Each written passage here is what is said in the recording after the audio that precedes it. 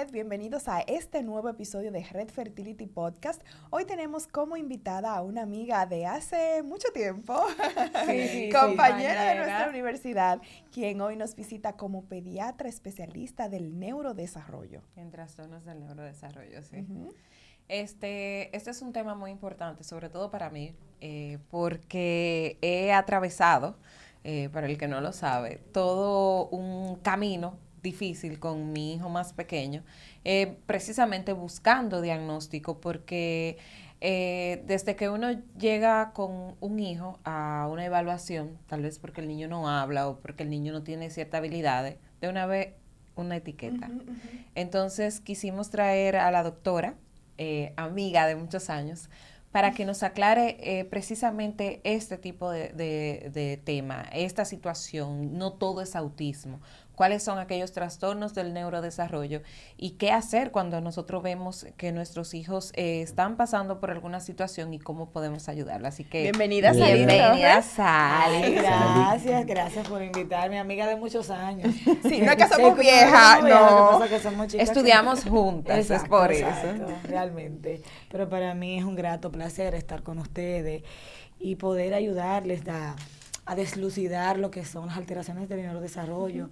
Y esas mami que tienen mucha, y esos padres particularmente, mucha desinformación. Claro, y yo quiero que comencemos el conversatorio haciendo la diferenciación de tu especialidad, que no es neurología en sí, sino trastornos del neurodesarrollo. Correcto. Explícanos un poquito de esa diferencia. El neurólogo es el especialista que trata enfermedades propias de lo que es el área de lo que es el cerebro, uh-huh, ¿verdad? Enfermedades.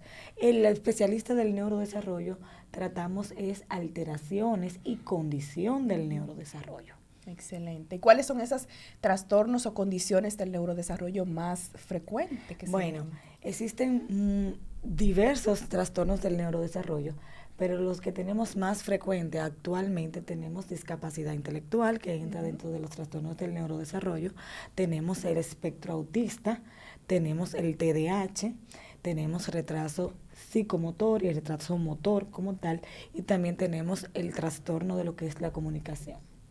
Porque la mayoría de las personas confunden todo niño que tenga su discapacidad de cierta forma en su desarrollo, enseguida lo fichan con un autismo. Sí, mira lo que está pasando actualmente. Existe un sobrediagnóstico de lo que es el autismo. El autismo se ha vuelto un tema tendencia. Uh-huh. Más que un tema de investigación, y eso nos preocupa a nosotros los que trabajamos esta parte. Uh-huh. Tenemos unos psicólogos que están diagnosticando solamente viendo un síntoma, uh-huh, pero no están viendo que una vez diagnosticado es una condición para toda la vida, porque no es una enfermedad que estamos tratando. Entonces, actualmente la Organización Mundial de la Salud y los CDC están muy preocupados realmente en cuanto a la formación de especialistas en el área del neurodesarrollo y en el área también de lo que son las enfermedades también de trastornos mentales. Porque recordar, el autismo está dentro del DSM, que ese es el manual que es diagnóstico y estadístico de las enfermedades mentales de la Sociedad Americana de Psiquiatría. Pero ellos están dentro de ahí porque los psiquiatras comenzaron a estudiar las condiciones del trastorno del neurodesarrollo, pero sí han hecho lo que es una diferenciación. Bien, entre otros trastornos, uno que, y yo he escuchado que se diagnostica incluso en adultos, es el TDAH. Claro que sí. ¿De qué se trata el TDAH y por qué puede llegar ese diagnóstico a extenderse a ya estar adulto? ¿Por qué no se descubre desde la niñez? Mira. ¿Y qué es el TDAH? ¿Qué es el TDAH? Exacto. El TDAH es un trastorno del neurodesarrollo, donde existe, como le dice, un déficit de atención que puede ser hiper o sin ningún tipo de actividad. Ese es el niño que nos llega, para que las mami nos entiendan, muy movido, que no presta atención, que usted le dice siéntate, es como no decirle. Entonces, mayormente ese trastorno se diagnostica a partir de los 7 años. Es en la edad escolar que estos niños comienzan a dar los primeros síntomas de lo que es la condición. Entonces, estos niños, la primera queja que nos llega a nosotros como pediatra, porque recuerda que yo soy pediatra. Sí. A mucha honra. Doctora, el paciente, mi niño, la persona me llamó que no está aprendiendo nada, que se vive parando, que constantemente no presta atención. Entonces, ahí ya comienzan a dar los signos de alarma. Es un niño que tiene una fijación realmente en algo que le gusta, tiene un patrón muy específico.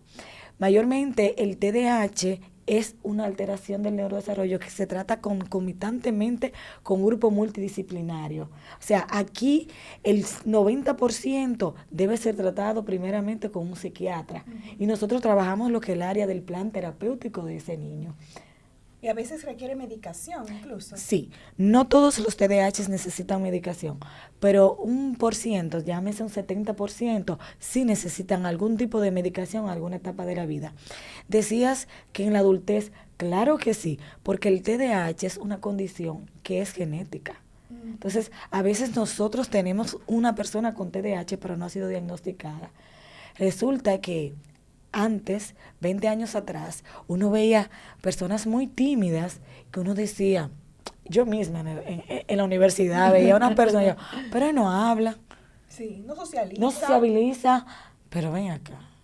Y yo misma decía, yo tengo problemas. Yo, no. Entonces, ahora que yo trabajo lo que es el neurodesarrollo, yo entiendo, tal vez esa persona tiene una discapacidad, una condición, pero no lo sabemos. Exacto. ¿Qué era lo que pasaba antes? Que antes nosotros teníamos compañeros en el colegio, en la universidad, que tenían síntomas parecidos y no estaban diagnosticados. Entonces no teníamos también ese sobrediagnóstico del autismo porque no tenían tal vez las herramientas para poder hacerlo. Y como bien explicaba, el autismo no se puede diagnosticar en una consulta. No.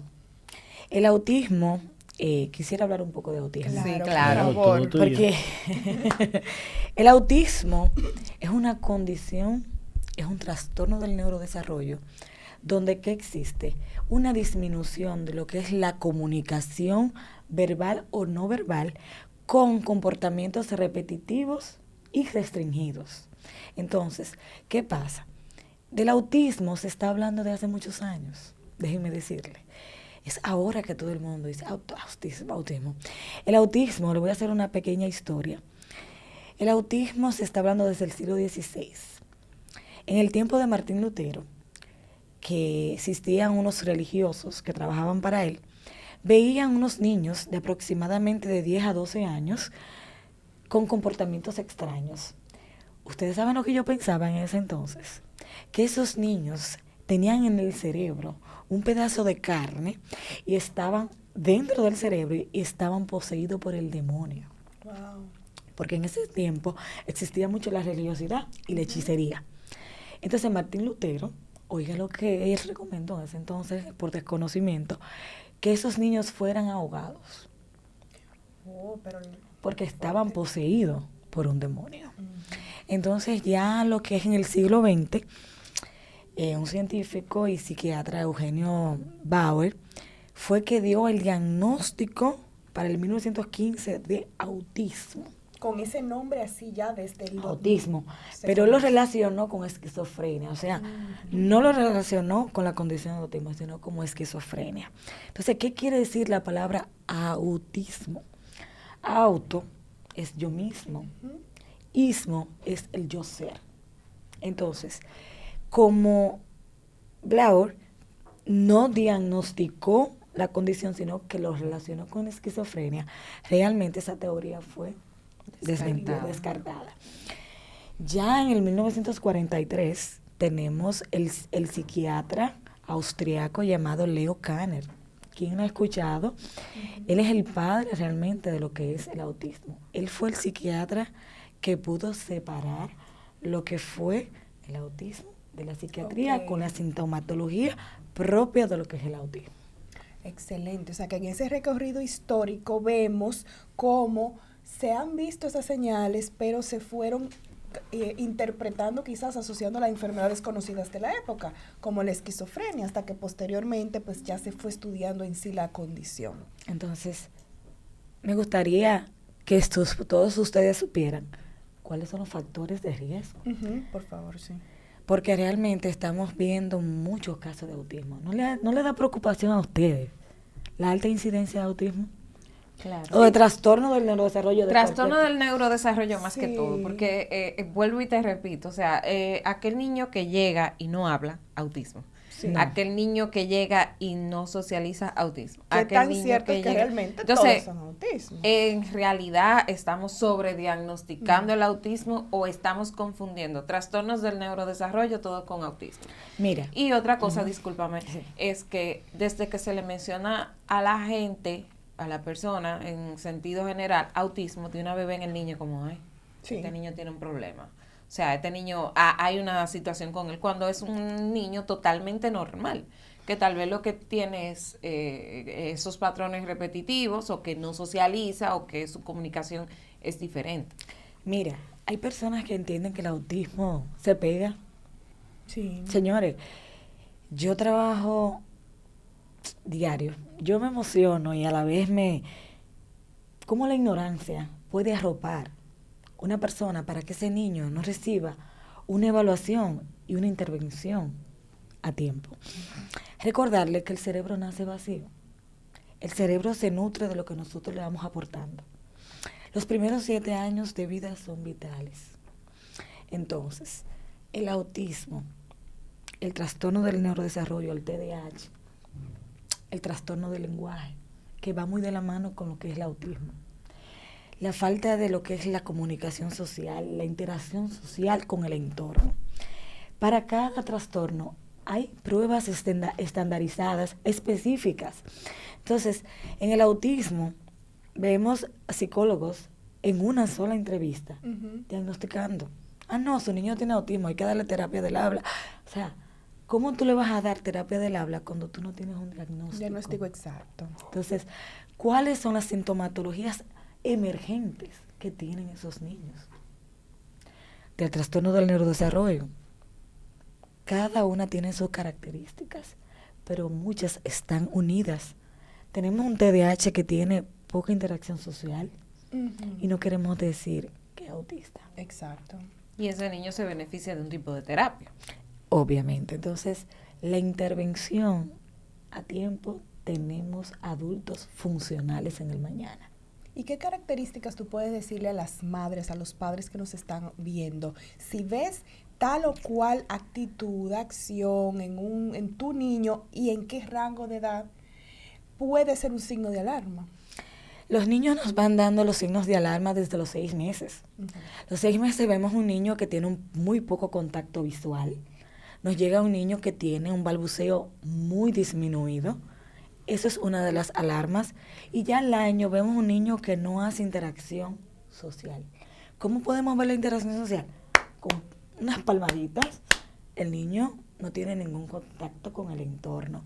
Eso es una de las grandes alarmas. Vemos un niño que a los 18 meses no articula ningún tipo de palabra. Vemos un niño con patrones repetitivos, con ecolalia. ¿Conocen la ecolalia? Sí. La ecolalia es que el niño repite lo que usted dice. Ujú. No Hay tiene una niños- conversación, sino que la Hay repite. niños que lo tenemos que parecen que hablan como los muñequitos. Sí, Sí. es muy común también. Entonces, nosotros los especialistas comenzamos lo que es primeramente una evaluación para poder lo que es llevar a las pruebas estandarizadas. En el primera evaluación que llega a mi consulta, lo primero que se le hace es la historia clínica. Ujú. Tenemos que ver el historial completo de esa madre durante el embarazo, porque dentro de los factores de riesgos lo podemos dividir en 3. ¿Cuáles son? Primeramente, prenatales, natales y postnatales. Pero tenemos un factor que es el genético. Se ha demostrado que en el autismo, los gemelos homocigotos que han estado, monocigotos, discúlpenme, el 90% tienen autismo los dos. Sí. Gemelos Sí. idénticos. Tienen, porque es genético, se ha demostrado. Entonces, esa madre que está embarazada, usted que es ginecóloga, ahora mismo con el factor ambiental, ellas están expuestas al vapor, a la juca, a todo tipo de tóxico, no tienen los cuidados que se sienten. Entonces, ese feto está absorbiendo todo tipo de tóxicos. Claro. Sally, ¿y qué efecto tiene el uso prolongado de pantalla desde edades muy tempranas, desde los meses de edad, en el neurodesarrollo? Una de las grandes desventajas de las pantallas es el aislamiento del paciente. Ahí el paciente no ve la persona, ve la pantalla como su yo, como su todo. Nosotros los especialistas estamos del neurodesarrollo en contra del uso de las pantallas solamente a partir de los 2 años. Okay. Y con tiempo definido. Limitado. Pero ahora vemos que a los 6 meses la madre, doctora, sí, a mí me gusta ponerle la pantalla porque ella se entretiene. Digo yo, ¿en serio? 4 horas absorbiendo pantalla. Para tranquilizarlo. ¿El pediatra tiene alguna función en esto? Porque, o sea, bien dices que la madre se da cuenta que el niño hace tal cosa o deja de hacer tal cosa, pero en esa consulta del pediatra, que me imagino que es quien debe ya alertar a los padres y decirle, bueno, yo estoy viendo que este bebé no está haciendo esto para la edad que le corresponde y así. El pediatra, el rol del pediatra en las alteraciones del neurodesarrollo. El pediatra es el referidor número 1 de las alteraciones del neurodesarrollo. ¿Por qué? Porque ellos conocen el niño desde el nacimiento. Entonces, la función de nosotros es alertar a esa madre y preguntar, madre, ¿la niña está haciendo contacto visual? ¿La niña tiene apego? La niña está siendo relacionada con su entorno. Entonces, ahí comenzamos a dar los primeros indicios. Todavía vemos pediatras y yo, de verdad, no quisiera mencionarlo, pero sí tengo que hacerlo para información de todos, que dicen que los niños varones tienden a hablar más tarde que las hembras. Mitos que se han ido multiplicando. Entonces los padres los ven cuando yo le digo que tenemos que evaluarlo, dicen, doctora, no, porque mi hijo, el mayor, habló tarde y su papá habló tarde. Sí. ¿Pero por qué? Yo fui parte de eso, porque cuando yo empecé a buscar, porque cuando yo empecé a buscar ayuda, porque Sabi no hablaba, lo que me decían era eso. No, pero es que papá Rosso habló a los 4 y que fulanito habló tarde y que te esté tranquila. Pero yo soy muy inquieta en cuanto a tema de mis hijos y obviamente pues empecé a buscar ayuda. Una intervención a tiempo, vuelvo y te digo, es un adulto funcional. Totalmente. El plan terapéutico define lo que se va a pasar con su niño en los próximos 5 años. Pero, ¿qué debe hacer? Debe ser constante. Totalmente. Las terapias deben ser constantes. Claro. Yo puedo enseñar un video de mi hijo hace un año atrás y mi hijo, y Arely no me deja mentir, y mi hijo ahora, 2 niños totalmente diferentes.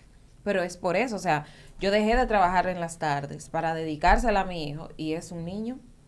¿Qué satisfacción sientes? Claro, totalmente. O sea, celebrarle su cumpleaños que fue hace unos días atrás y ver cómo él cantaba con sus amiguitos, compartía con sus amiguitos, para mí eso fue muy satisfactorio. Para mí es doblemente satisfacción, porque soy profesional del área, pero soy madre. Entonces yo me identifico. Recordar que cuando uno le da un diagnóstico de una alteración del neurodesarrollo a una familia, vienen 3 etapas. Las 3 etapas son, primeramente, ¿por qué a mí? Una negación total, pero ¿por qué? ¿Por qué a mí? Luego tenemos que trabajar el duelo. Hay un duelo. Se convierte el círculo familiar en una disfunción hasta matrimonial. Y luego viene lo que es la aceptación. La aceptación es el tiempo que tenemos que aprovechar, porque es el tiempo que ponemos la intervención y las terapias. Decirles que las alteraciones del neurodesarrollo tienen terapias conductuales, ocupacional, apoyo psicopedagógico, tiene también habilidades sociales. O sea, no todo es únicamente terapia del habla, como veo que solamente se enfocan en el habla. Pero ¿dónde están las habilidades sociales? Claro. Las conductuales. Las conductuales, realmente. Eso es lo que iba a preguntar. Después que tenemos todos estos diagnósticos, la edad del niño, de crecimiento, del deterioro cognitivo, deterioro que tenga el paciente, ¿cuáles son las conductas después de diagnosticados? ¿Cuál es la conducta que se toma ante un paciente de acuerdo al diagnóstico o gravedad de su situación? ¿Cuáles herramientas cuenta la especialidad? Ok. Una vez que tenemos el diagnóstico del niño, esto es una intervención multidisciplinaria, o sea, no solamente nosotros como especialistas del neurodesarrollo, sino tenemos psiquiatras, tenemos terapistas del habla, terapista ocupacional, maestros de apoyo psicopedagógico, pero enfocado a lo que es la discapacidad. O sea, tenemos profesionales de lo que son la terapia física, o sea, vuelvo y le digo, y tenemos también uno de los profesionales que son importantes en nosotros, es la parte de nutrición. Tenemos especialistas en nutrición, porque la gran mayoría de esos niños tienen selectividad alimentaria, que es uno también de los signos de alarma que nos lleva a la mami, que tiene un patrón repetitivo, que solamente come arroz blanco, y si tú le pones un poquito de bichuela, no se la come. Sí. Y Bueno, eso lo lleva a usted como déficit nutricionales. Usted como nutrióloga sabe, entonces eso nos trae a nosotros la disyuntiva. Esto no es solamente de nosotros los especialistas, es de todos. Claro. Y sobre todo, la parte fundamental es la familia. Nosotros solamente aportamos un 20%, ¿ustedes sabían? De lo que es la implementación de las terapias de niños. El 80% es la familia y es en el hogar. Claro, mira lo que dice Yajaira, ella dejó de trabajar a las tardes, o sea, para un médico, ginecólogo que opera y especialista en infertilidad, dejar de trabajar a las tardes es muy significativo a nivel de su remuneración. Claro. Pero ella prefirió dedicar las tardes a las terapias de su hijo y hoy ella siente una mejor paga de ver cómo ha evolucionado Sabi que el haber estado. Yo creo que yo no hice ni duelo ni negación. Yo pasé directo a la aceptación porque yo soy mucho de actuar. Y yo digo, bueno, si esto es lo que hay que hacer, pues vamos a darle. Yo creo que mi familia fue la que, estate tranquila, déjese mucho quieto. Si por mi familia hubiese sido, y conste que hay médicos, yo estuviese todavía esperando eso que fuera a pasar. Pero yo no me tuve tranquila. O sea, realmente, sabes que algo fundamental también es la terapia familiar. Como le expliqué, o sea, nosotros estamos creados para la perfección según en nuestra mente, pero no. Ni los dedos de las manos son iguales y cada uno cumple una función. Entonces, esos niños que luego van a ser adultos nos enseñan cada día cosas diferentes. Sí. Y uno aprende. O sea, yo particularmente soy abanderada del tema, me gusta. Y entrar al neurodesarrollo, para mí, conocer a la parte de un niño que no habla, pero que me dice con sus gestos, eso no tiene precio realmente, señores. La satisfacción de yo ver cómo esos niños van evolucionando hasta con la pronunciación de mamá, o sea, ustedes no se imaginan. Un mami te amo, yo casi me caigo muerta. Eso es muy bonito. Y valga la dicha de que muchos padres logran esa comunicación. Y tengo una nota que mi hermano y compañero Agustín Burgos logró que aquí en La Vega se vayase a construir un centro. Las personas que tienen escasos recursos, ¿tendrán acceso a ese centro? ¿Cómo es ese asunto? Sí, mira. Realmente me siento muy feliz de que nuestro profe Agustín, Sí, anatomía. Te lo jovencito y todo, profe. Anatomía uno. No, pero el doctor se mantiene igualito. Siempre. Ese es mi hermano y es jovencito. Sí, el doctor realmente se le estima. El doctor es un abanderado, déjenme decirle, de la discapacidad. El doctor, hemos tenido reuniones, nosotros dos, para poder hablar del tema. El doctor se ha alimentado de lo que es la discapacidad y de la necesidad de un centro de atención integral para la discapacidad CAI en La Vega. Yo trabajo en el CAI, en el Centro de Atención Integral, en Santiago. En el país existen 4 centros solamente, entonces ya ustedes se pueden imaginar, el de Santiago cubre toda la región del Cibao. Wow. Tenemos una lista de espera muy larga, entonces tenemos muchos pacientes de lo que es la región 8, de lo que es La Vega, Cotuí, Bonao.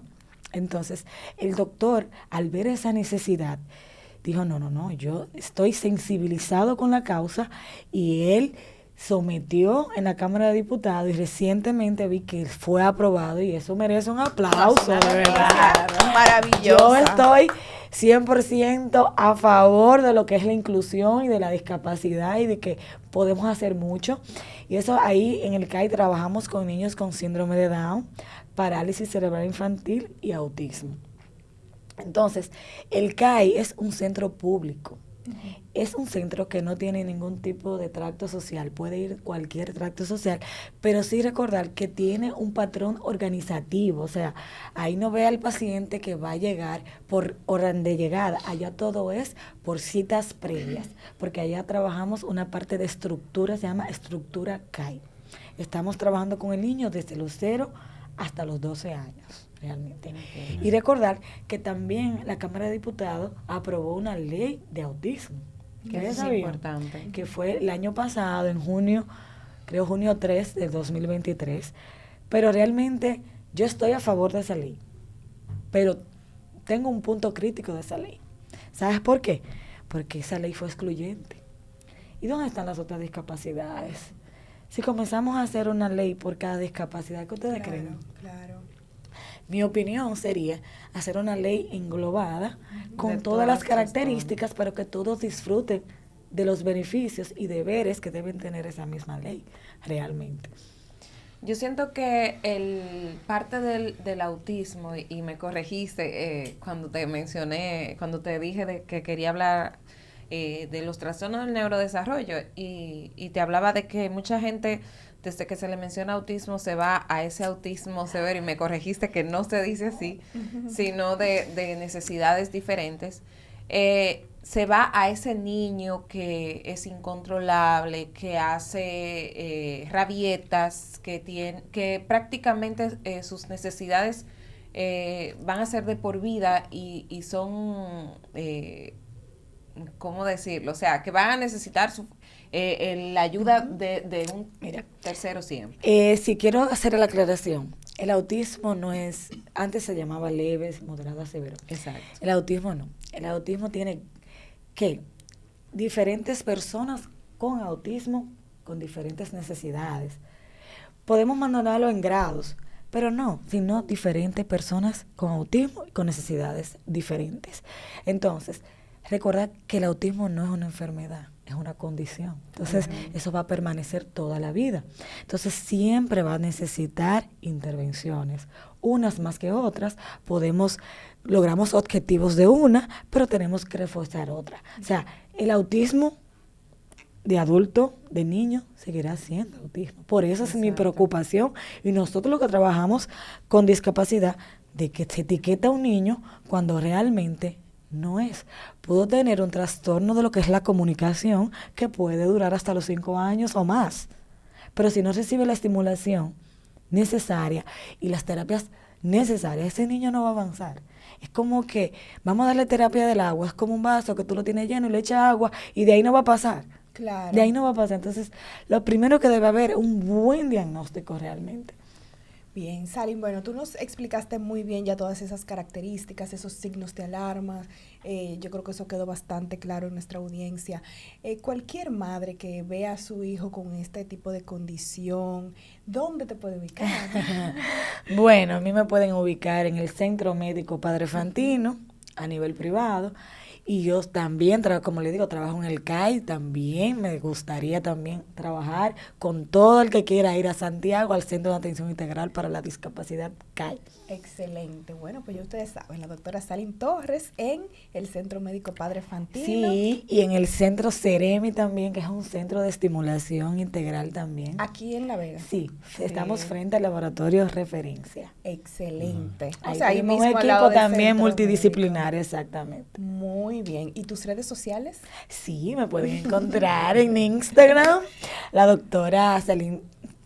Doctora.Salim Torres. Excelente. Gracias, Salim, por darnos tanta luz en este tema tan interesante, aprender nosotros a diferenciar los trastornos del neurodesarrollo, que no todo es autismo. Exacto. Sí, y ustedes me están sacando. Yo siempre he sido muy movidita en el sentido de que me gusta hablar y eso, pero en el público como que me están sacando. Pero se te da muy bien. Ok, bueno, pues gracias, siempre a su Gracias orden. por tus aportes. Les recordamos siempre que vayan a nuestro canal de YouTube, Red Fertility RD, y que compartan este contenido de tanto valor que creamos para ustedes con estos especialistas que ya ustedes ven que son de alto nivel. Síganos en nuestras redes sociales, @RedFertilityRD, en las mías, @DocMarmolejos. Doctor Diego Jiménez. Yajaira Rousseau. Y los esperamos en Red Fertility, nuestro centro donde los apoyamos a formar su familia. Estamos ubicados en la Pedro J. Casado, frente al Laboratorio Morilla Gómez, con los teléfonos 849-460-3051. Nos vemos en un próximo episodio. Déjennos en los comentarios de qué tema quieren que hablemos. Hasta la luego. próxima. Bye.